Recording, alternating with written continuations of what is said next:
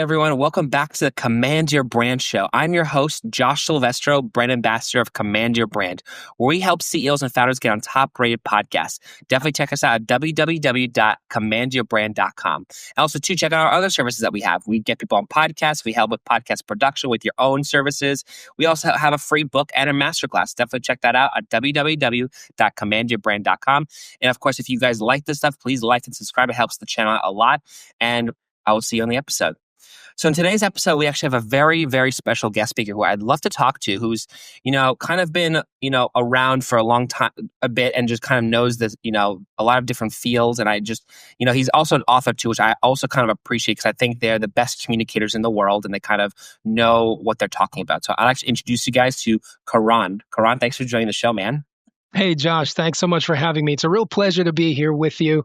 And I'm excited. I'm excited to get into our conversations today because I think it's really important when we can share from our experiences and what we're passionate about, because I think it'll help someone else out there. So thank you. Thanks to the Command Your Brand team for allowing me to have this opportunity and just to represent.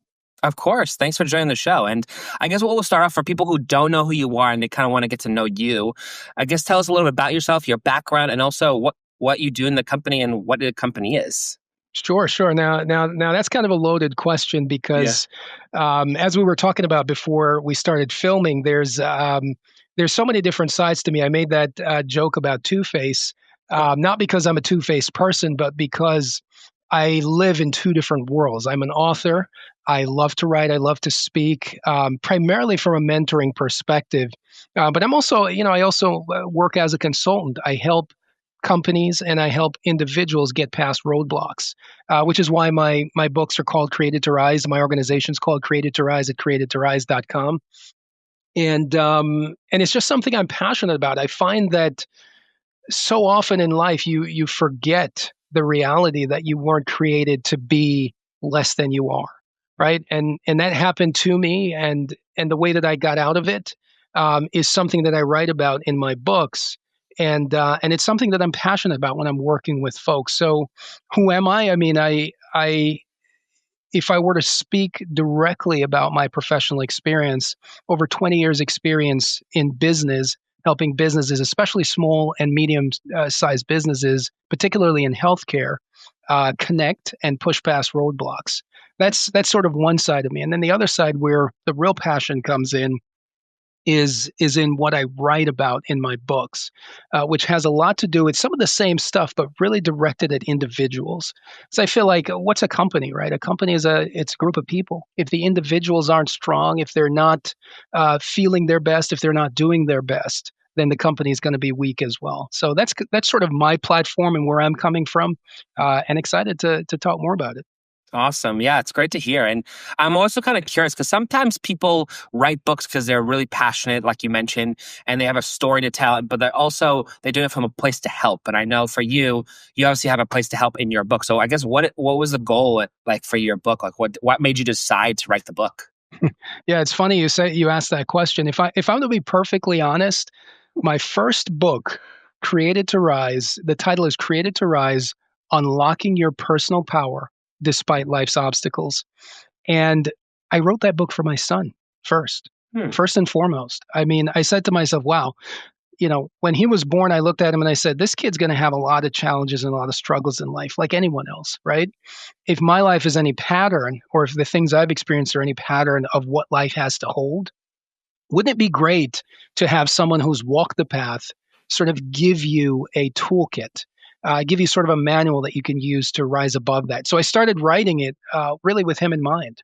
And when I finished writing that first piece, because there's a lot more, there's so much more that I've written that I've just not published. But every time I had a tough situation or a triumph, whatever it may be, I wrote it down. And then I took that information and put it all together into the books that I've written. So if you're to ask me honestly, I really wrote it for my son. And then, of course, my daughters came afterwards. So I really wrote it for my kids first and foremost. Yeah. And then I said, this blueprint could help others. And that's why I decided to publish it. Yeah, that's really fascinating. And I guess like for who is the book for? Like, is it just for anybody that can read, or is it like specifically for people in the healthcare space, or who would you say this book is for? Yeah, that's a great question. This book is specifically targeted at people who have an inner calling. You have an inner calling, and you know that you are more, right? That what your life is manifesting right now is not the best of you. But there's something resisting you. You feel like you just can't break through. There's every time you try something, you sort of get, a muted or a half response. You don't get the full energy and the full force of who you are. And you want to know how to get beyond that and really manifest your full self. So that this book or these books are for you if you're that person. Interesting. And I guess since I know you've helped probably a lot of people with certain businesses or, from between small and I believe you mentioned medium businesses. Medium term. Yeah. Yeah. So I guess for people who are listening, because a lot of people who are listening, they're either just starting to become, their own business owner, or they're been around for a while, but they're never really kind of kicked off to kind of take it to the next level. What do you suggest for people? Like, I guess, what advice would you give for some people who are in that zone of like, okay, what do I do next? What's the next step? Or what should I do with my business? Because a lot of people who are here are just starting a business or, trying to get to know what to do. So here they are. No, Josh, I mean, that's such a great question. And I want to speak directly to those people first and foremost and applaud them, because the fact that you have started, that's one of the biggest hurdles. One of the biggest hurdles to doing anything of value is actually starting. Hmm. But then once you start, I have a quote I wrote which says, any fool can start something, but no fool can maintain it. Right? Hmm. So starting is important and it's huge, and I commend you. But just know that starting is really just that. It's a start. So if I were to give you the best piece of advice, it would be to take where you are and begin a wholehearted and honest and a true assessment of two things. Number one, where am I right now? And number two, what do I actually want? Right? Is this really where I should be representing? Because I can tell you, I started many things. And I started them because I heard something or it was hot or an idea or something, but it wasn't really where I can really represent well and where I can shine. And it really wasn't where my heart was. And I'll tell you why that's so important. Because resistance is a normal part of life. You don't build muscle without resistance. So life is going to test you, not to defeat you, but to ensure that you are the best that you can be. And if that idea, if that business, if that whatever it is that you're doing, if it's a book you're writing, if it is, a project you're launching, and you're not committed to it, and you don't know where you are and kind of where you need to get to, then I guarantee you, when resistance comes, the likelihood of success for you will be less. So that would be my best advice. Like, really think about, where am I now? Is this where I want to represent? Is this what I want to be? And think about that honestly. And then once you can know where you're starting, where am I right now, and where do I want to go, then it's really much simpler to fill in the gaps in between. Yeah. It makes so much sense too, because a lot of people, that are working, especially, in the workday world, as you're in Connecticut, I'm in New Jersey, a lot of people around us are, working 9 to 5 and they're just so not passionate. Some people are, don't get me wrong, but there's a lot of people who are not passionate about what they do and how they do it, what they should do. And I guess with people who are in a business, how could you find your calling? How can someone find their passion? Like, how do you know if it's your passion? Yeah. No, that's a great question. And I don't want to give any cliches on that, because I think, I really do. I think that is probably the most important thing, right? There's a difference between, the job that you have and your actual work and your actual calling. And the way that I knew my calling is because it always comes back. No matter what other distractions I veer off on, it always comes back center. And somehow, whether it's life, whether it's situations, whether it's circumstances, always point me back to that. So when you look at yourself, what are you really passionate about?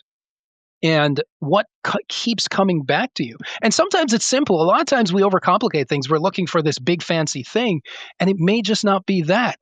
Just think about the idea that Coca-Cola is effectively sugar water, and that's $1 billion company, right? it doesn't have to be the most complex or the most fanciful thing. It just needs to be the thing that keeps coming back to you, that you have passion about, that you know you can commit to, and that you know you can win at. That's really, really important. Interesting. Yeah, it's such a, I always find that, when people are working or they're just, like you mentioned, you keep coming back to, it. And I find that such a very valuable tool because, people want to do something they like. They don't want to do something they don't like. You know what I mean? So it's like, it really boils down to how you like the thing and do you like doing it, and could you, and so I forget who told this to me, but it's actually when you look at work, it doesn't feel like work. It feels like fun, something fun you do. You know what I mean? So it's kind of like that's also what we look at as well. Well, don't get me wrong. Everything takes work. The only thing that doesn't take work or effort is death. I don't mean to be morbid, but I mean, you don't have to do anything to die. Like you just have to lie on the floor. And believe me, death will visit you. Yeah. But if you want to get to the top of that mountain, you can't sort of meander your way to the top of the mountain or float your way to the top of the mountain. When last I checked, we're not full of helium. Like we don't just rise organically with no effort. And I don't mean to say that effort is the only element. What I mean to say is that in everything, if you want a great relationship with your spouse or significant other, believe me when I tell you it takes work. It doesn't happen organically. It really takes some work. If you want to have great relationships with your kids, it takes work. If you want to build a business, it takes work. Now, when I say work, I don't mean that you're killing yourself. There's no joy, and it just feels like always a grind. But I will tell you, there's some ancient wisdom in the four seasons, right? Winter will come, but it doesn't last forever, right? And right behind winter comes spring. So if you think about it, some of those toughest times, some of those toughest work feelings that you have, sometimes you need to just push through it. There's no other way. You go to the gym, you don't build muscle by sitting on the couch and flipping the remote, right? There's something you have to push through to really get to that point. So I really want to, I'm passionate about this, and I spent a little more time on this because it's so important. But the last thing I'll say on this, Josh, is that hard work does not necessarily mean success. And I write about this in my book because no one works harder than me. I'll tell you that right now. I will outwork you and I will outlast you. But just imagine if you are working hard at the wrong thing.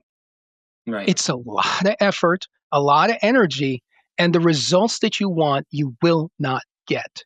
So hard work has its place, but we also have to ensure and understand that it's not just about hard work. It's really like you're baking a cake. You're putting ingredients together in a way, you're baking it at the right temperature to have the outcome that you're looking for. Right. And so for you, because obviously you've helped a lot of people with their business, or you've mentored a lot of people. Is there like, I guess for you, what are some mistakes that you've seen with people that they've kind of commonly made? Well, we all make mistakes here, but we should always learn from them. But what are the common mistakes that people make that they shouldn't do, but they instead should do? If that makes sense. Hey, listen, I laughed when you said mistake because I'm the king of mistakes. Yeah. Right. And my wife will probably tell you this better than anybody else. I say I'm a better husband now because I made a ton of stupid mistakes early on in our relationship. So, to anyone listening out there, nothing that I say is meant to be a sort of pointing fingers at anybody and saying, "Wow, you're doing this wrong." No. We all live in the land of mistakes. Okay. The difference is when you make the mistake, what do you do next? Right? Like what comes afterwards? That's the really important part. So for me, oh man, one of the biggest mistakes I made, I would say, and there's so many, is dividing my focus and my effort. And this is something I struggled with. You notice I came into this conversation talking about living in two worlds and sort of that, two different sides of me kind of thing, because for a long time, I divided my efforts in so many different directions that even though I had a lot of power, even though I had a lot of passion, it was so watered down across all these different things that I'm doing that I just could not have the impact that was necessary. And I'll make that really practical. If you're an entrepreneur and you are doing the accounting, you're doing the marketing, you're doing the strategy, you're doing the hiring, you're doing the personnel work, you're creating the thing, whatever it is, or service. If you are doing everything, then you are too divided. There is no way that you are going to find the success that you need without specialization. And when I say specialization, I mean find a better accountant than you. That's someone else's job. Unless you're an accountant, unless accounting is your business, right? Let someone else do the accounting. Focus in on what your strength is, and that's how you're going to shine. And I know people will say, well, I don't have the money for that. I'm an entrepreneur. I'm on a shoestring budget. Totally get it. One of your first challenges will be find the money, right? Either find the money, find the volunteer, find the process, whatever it may be. But if I'm telling you, because I've started many businesses and I've seen many businesses fail because of this. Many people fail because of this. If you are trying to do everything yourself and be all things, you may have a measure of success, but you will never have the success that you are meant to have by doing that. I think that's so powerful because I think that, people realize that, at least, when you first start a business, you don't want to make any mistakes. You want to be perfect. And it's like, the reality is there's going to be mistakes and a lot of different things. And it's like, once you made those mistakes, then you can learn from them and actually grow and expand in that business. You know, the only time a mistake's a bad thing, when you don't recover. That's the only time a mistake is bad. And I'll tell you what I mean by that. There's no way that you are going to have enough time or enough experiences to do and know everything.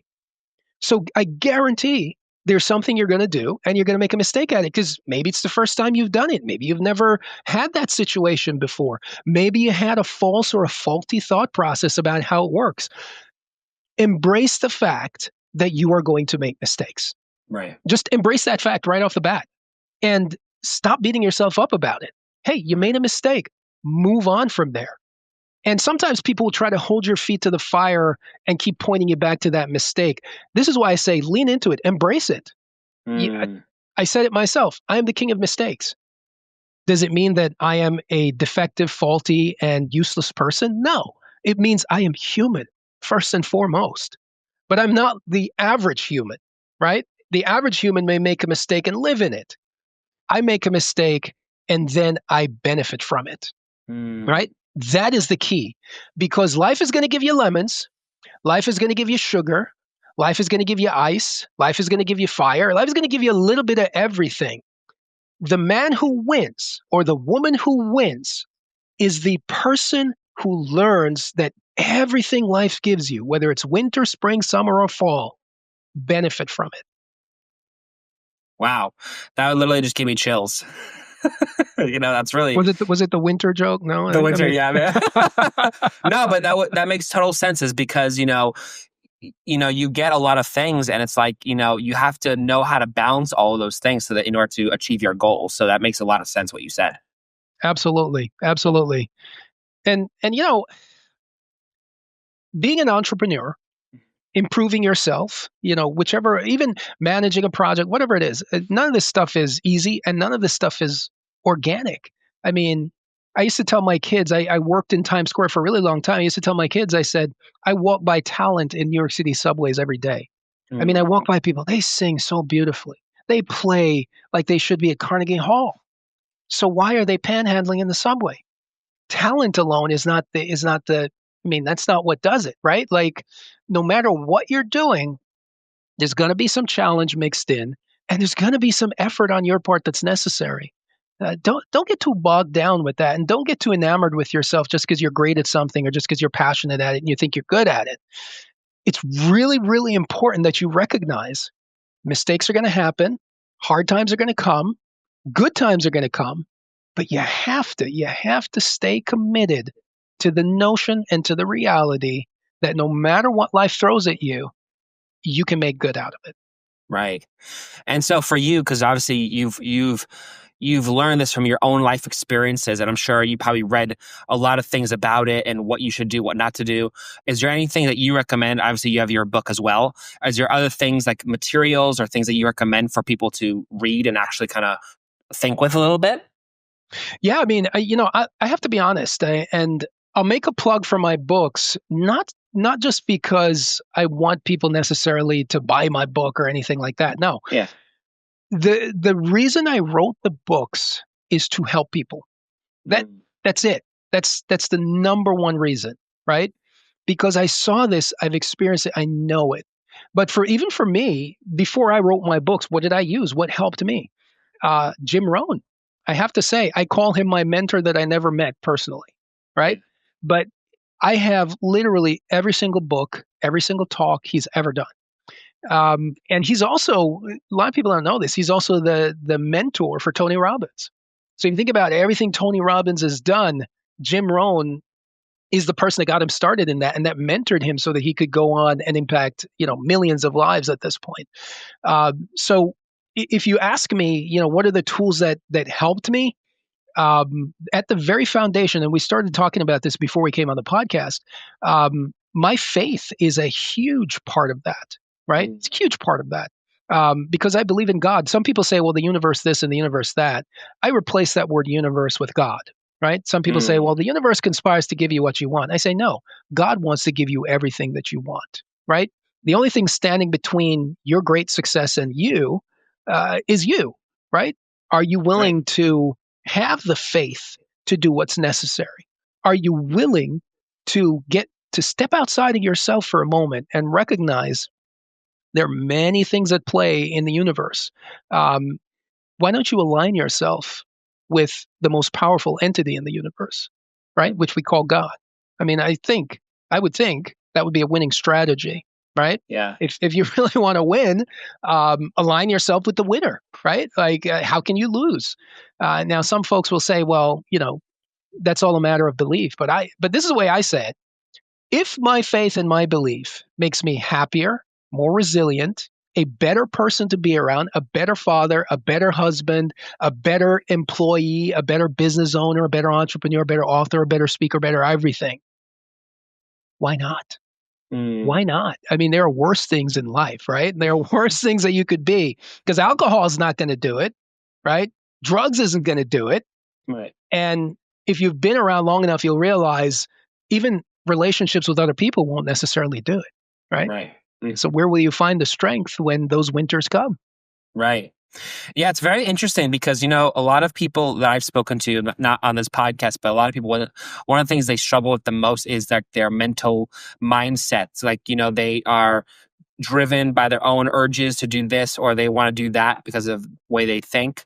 And sometimes I want to ask you, because it's usually some people believe it's really the, I have all these mental disorders, that's why I can't really have a hard time running my business, or I have these, mindset issues that I can't really deal with. Like, how do you, I guess, I don't know if it's just an overcoming thing or it's just, what do you say with people for that? Like, how do you overcome that? How do you actually get over those barriers of like, okay, like I have this mindset of I must do this and not do that, but you know what I mean? Like, what's the mindset that a person should have in order to,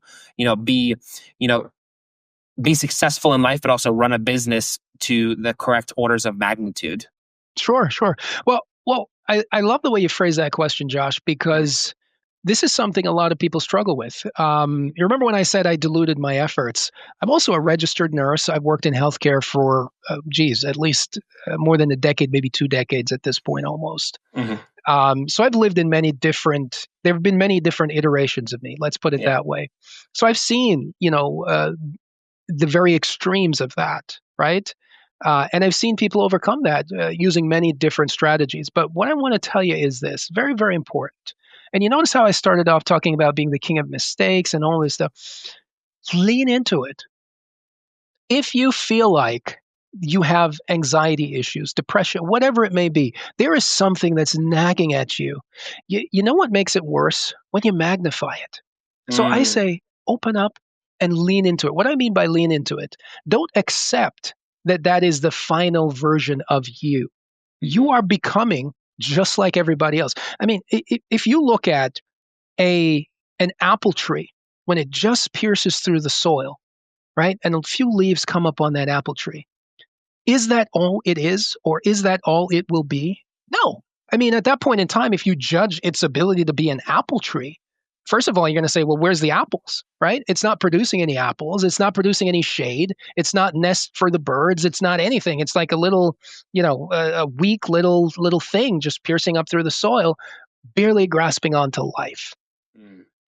I want you to have compassion for yourself first and foremost. And this took me a long time. Have compassion for yourself. Whatever it is that you're going through, you're going through.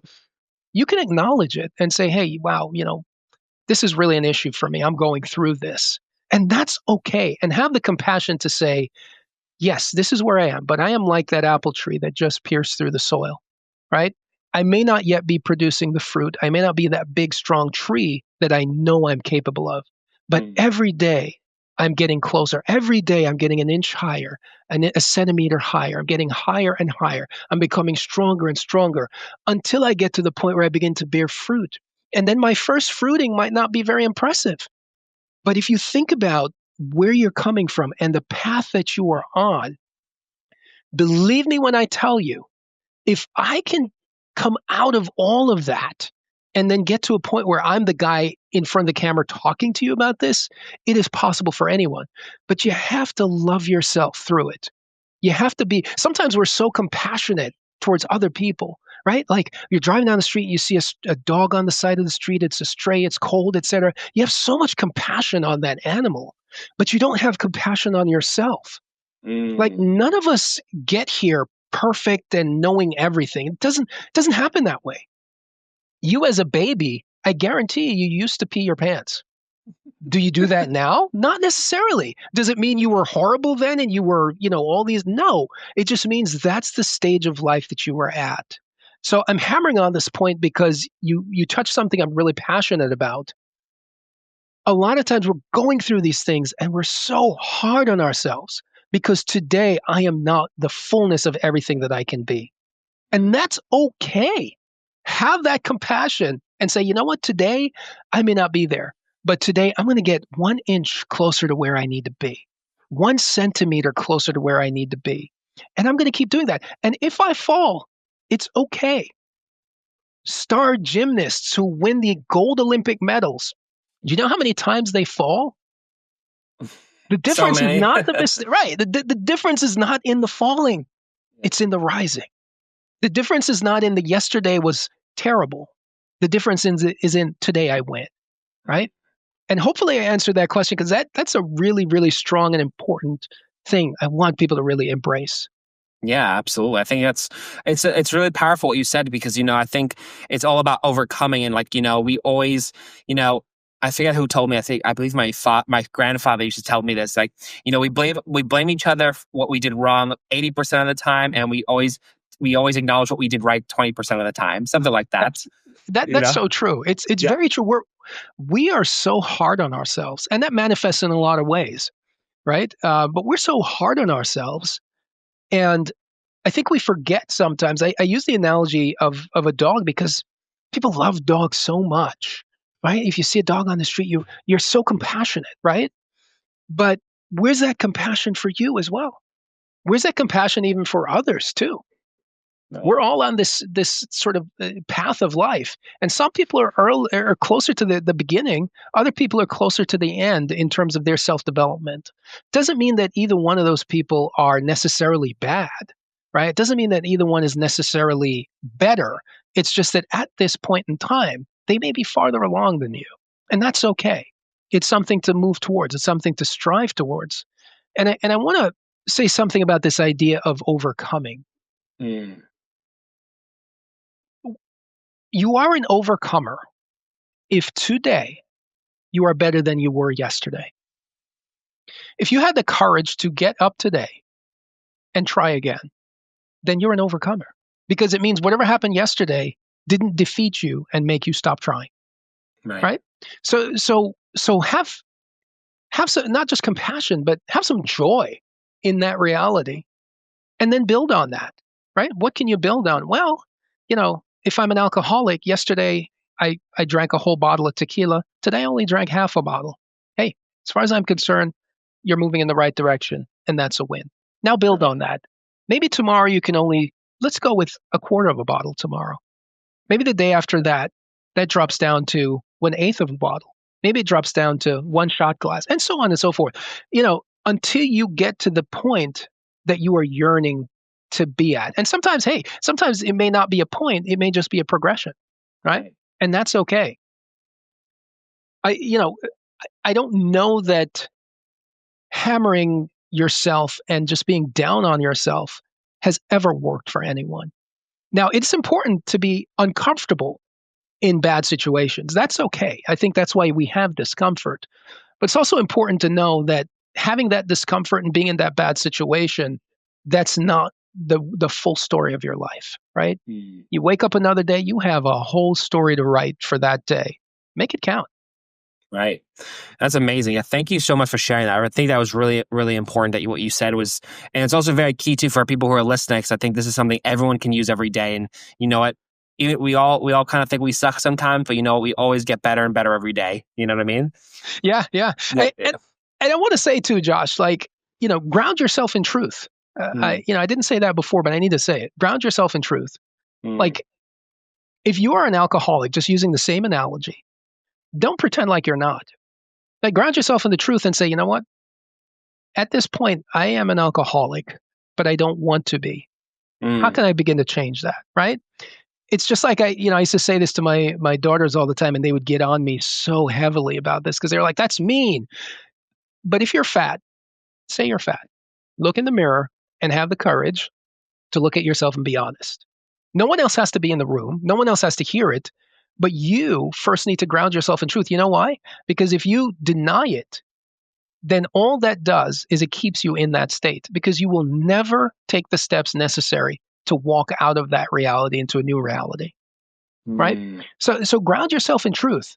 If you did not succeed, not forever, but at least ground yourself and say, wow, I really missed the mark that time. What can I do to make sure that doesn't happen again? And this is how you win from mistakes, just going back to what we talked about before. It's grounding in that truth. If there was a presentation you were supposed to do to win that client, and you did that presentation and you did not win that client, it's okay to say, you know what? We were close, but this didn't do it. I failed this time. How can I ensure that I don't fail again? Right? And that's with everything in your life. In a relationship, you had a spat with your significant other and things are pretty messy. Just have the courage to say, you know what? Man, I messed up. I was wrong in that instance. How can I make sure this doesn't happen again? Right.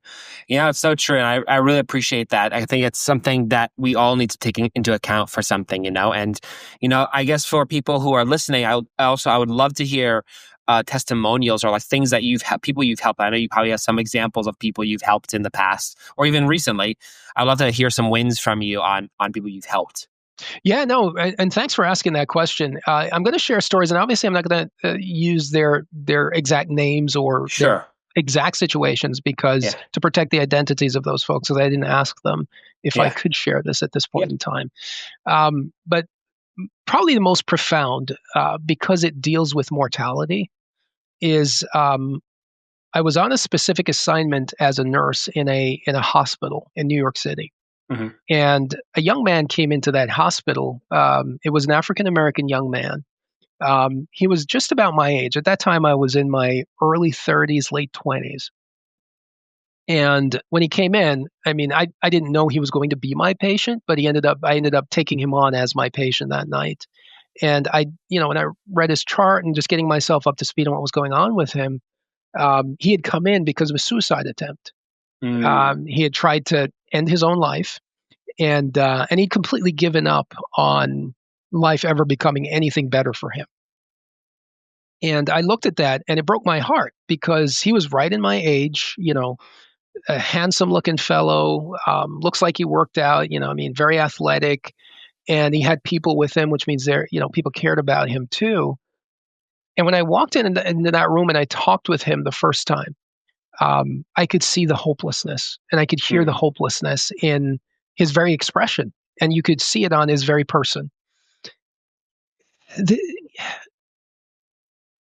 That struck me, and I had a conversation with him. In my initial conversation, I wanted to find out what would make him want to do that. and he was struggling with some mental issues. He had some anxiety issues and some fear issues, and he had had some failures and a rough start in life. Mm.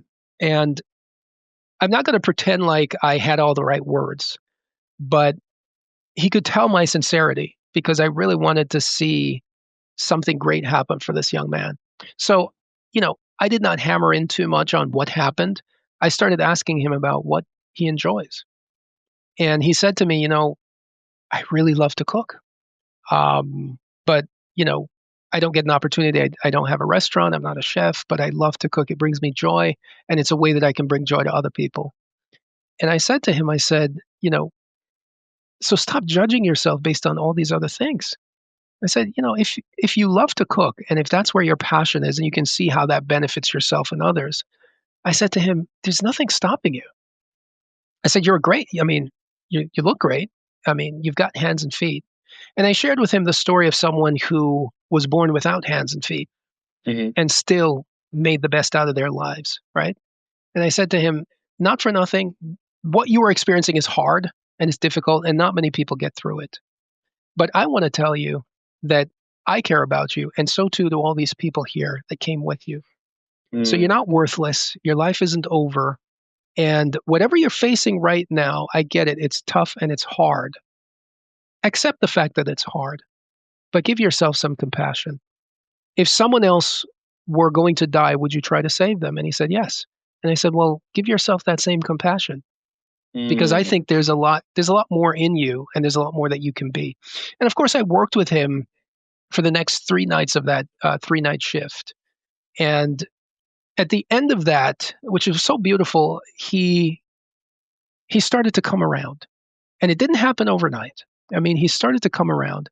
I'm happy to report he was able to be discharged from the hospital. He did go out. He did become a chef.